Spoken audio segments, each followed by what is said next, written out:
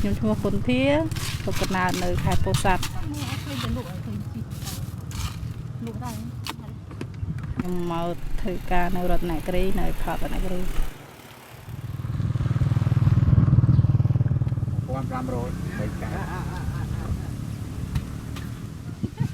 នៅបានបិទ3ឆ្នាំជាងហើយ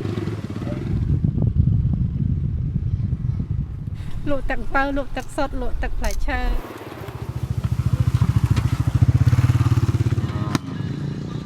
នេះហើយណាមួយមុខលបតង់បានមួយទៀតហើយគេថាបងអត់មាន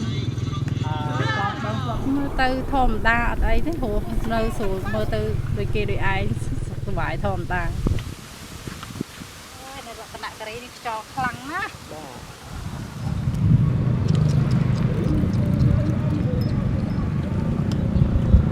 ប៉ុន្តែខ្ញុំឃើញវានិយាយដូចភាសាយើងដែរប៉ុន្តែនិយាយទៅភាសាគេនិយាយស្រួលដែរប៉ុន្តែមើលទៅ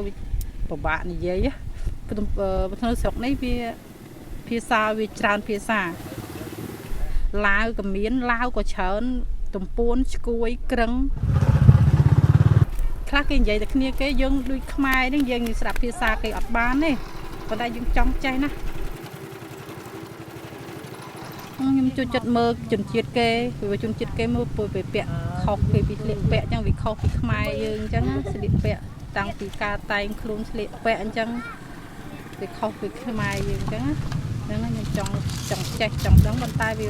អាចទៅរួចអាចនិយាយភាសាគេបាន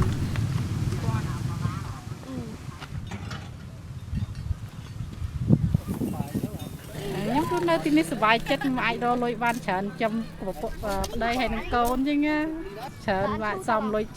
កាក់តទៅមុខបានទៀតកូនអត់ប្រុស